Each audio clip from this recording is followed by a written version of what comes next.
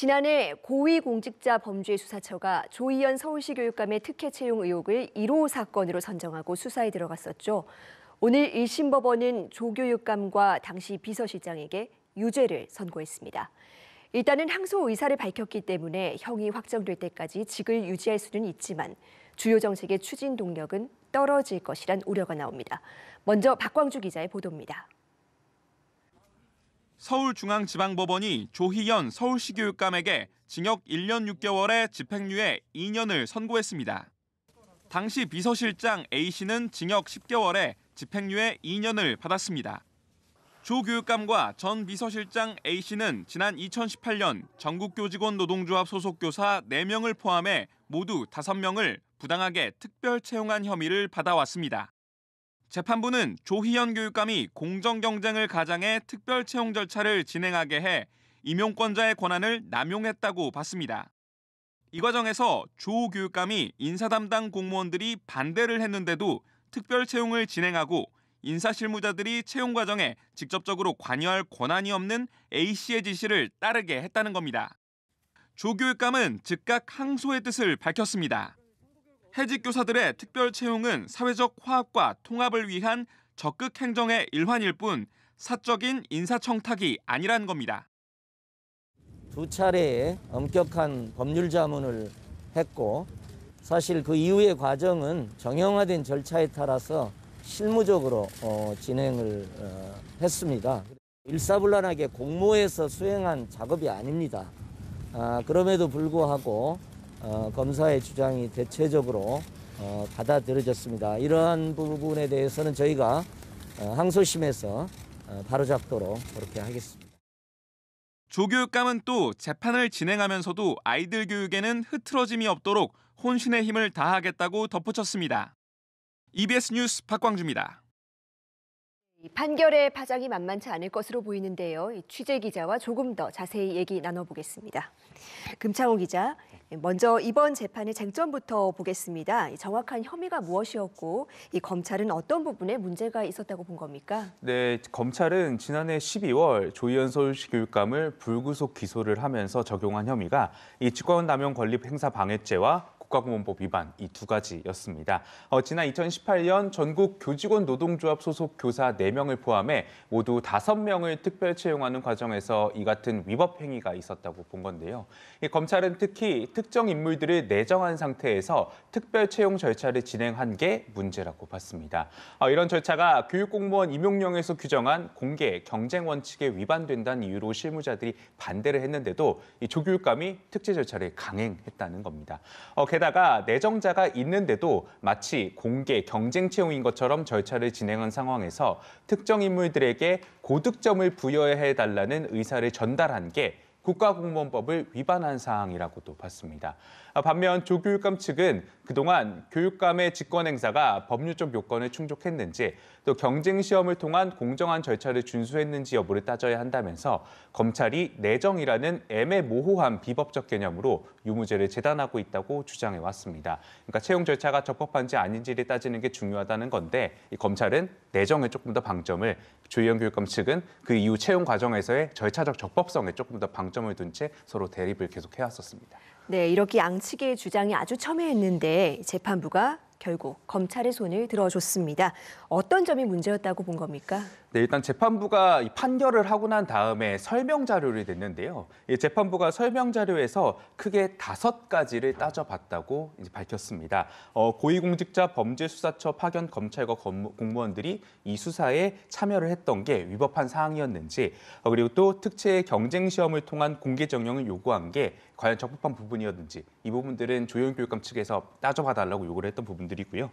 또 조희연 교육감이 과연 직권 남용을 했었는지, 그리고 조 교육감이 인사 실무 담당자들로 하여금 이 의무 없는 일을 하게 했는지, 그리고 마지막으로 국가공무원법 위반죄가 있었는지 이렇게 5가지를 따져봤다고 얘기를 했습니다. 그런데 이 중에서 재판부가 양형 이유로 가장 크게 다룬 게 바로 직권남용을 했다는 부분입니다. 법원은 이 조희연 교육감이 전 비서실장 A씨로 하여금 채용 대상자 5명에게 우호적이거나 또 친분에 있는 사람들로 이 특채 심사위원들을 구성을 한 게 맞다고 봤고요. 또 A씨가 이들에게 개별적으로 연락을 해서 이 공모 조건을 채용된 교사들, 그러니까 특채를 통해서 그 복직한 교사들에게 유리한 방향으로 바꿨다고도 봤습니다. 또 이 과정에서 특정인을 채용을 하는 게 조교육감의 뜻이다. 이렇게 연락한 정황도 발견을 했다고 설명을 했습니다. 이런 사항들 때문에 이 사건의 특별 채용 절차는 결국 공개, 경쟁이라는 이런 것들이 가장한 것에 불과했다. 그러니까 사실은 그런 게 아니었다라고 본 것이죠. 그래서 교육공무원 임용령을 이 때문에 위반한 것이라고도 설명을 했습니다. 또 이런 법령의 범위를 벗어나서 그러니까 교육공무원 임용령의 범위를 어기면서까지 이런 특채를 진행할 필요성이나 상당성도 인정되기가 어렵다고 설명을 했습니다. 특히 양형이유에서는 특정인들의 내정에 특채 진행한 게 잘못됐다고 실무자들의 반대가 있었는데도 단독 결제 형식으로 진행을 해서 이 조교육감이 공정성을 훼손했다고도 설명했습니다. 네, 이 교육감은 금고 이상의 형을 받으면 직을 잃게 됩니다. 오늘 집행유예긴 하지만 징역형이 나왔죠. 네. 예, 항소할 거기 때문에 아직 확정된 형은 아니지만 만약에 확정이 되면 교육감직을 잃게 됩니다.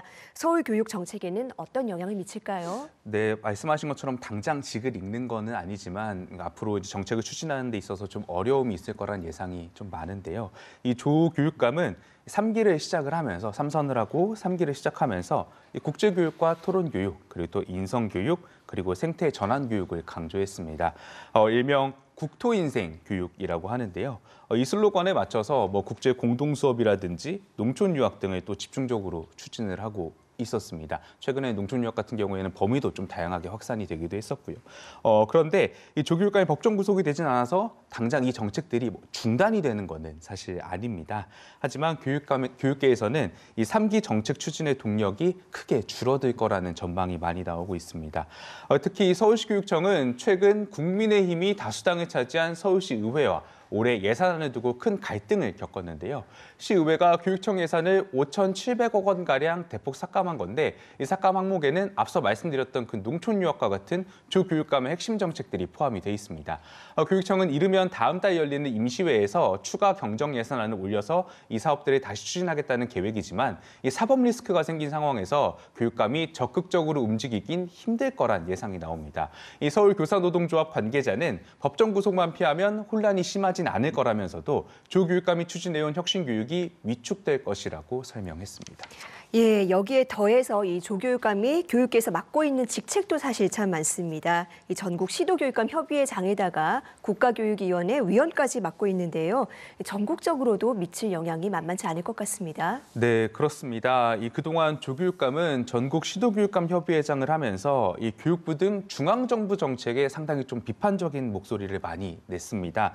교육부와 국회가 추진하고 있는 시도지사 교육감 러닝메이트 제도에 대해서도 반대 입장을 명확히 밝혔던 게 좀 대표적인데요. 이건 말고도 또 이주호 사회부총리 겸 교육부 장관이 자율형 사립고와 외고 국제고를 존치하면서 내신 절대평가를 도입하겠다고 밝혔던 적이 있는데 이것에 대해서도 부정적인 평가를 했습니다. 그런데 이때 파괴적 결과를 초래할 것이라면서 거친 용어를 사용하기도 했는데 그만큼 강하게 그동안 좀 비판을 해왔습니다. 하지만 이번 판결로 이런 외부적인 발언과 활동 역시 위축될 거란 전망이 많이 나옵니다. 특히 진보와 보수 성향 교육감들이 대등한 현 상황에서 조교육감이 전국 시도교육감 협의회를 주도적으로 이끌고 나가기도 어려워질 것으로도 보입니다. 전국 시도교육감 협의회 관계자는 정치적 발언을 하는 것도 부담스러워질 수밖에 없다면서 시도교육감들의 의견을 하나로 모으는 것 역시 쉽지 않아질 거라고 설명했습니다. 반대로 앞서 말씀드렸던 이런 교육부의 추진 정책들은 반대로 탄력을 받을 가능성이 큰데요. 한국교원단체 총연합회 관계자는 현 정부 정책은 진보교육감 또는 관련 단체들의 반대가 심한 정책들이 많았다면서 그런데 수장격인 조희연 교육감이 유죄 판결을 받아 이렇게 받았기 때문에 이 고교 다양화 정책 등 여러 정책 추진에 힘이 실릴 것이라고 말을 했습니다. 예, 이런 상황들이 교육 현장의 혼란으로 이어지지는 않기를 바라면서 앞으로의 상황 지켜보겠습니다. 오늘 말씀 잘 들었습니다.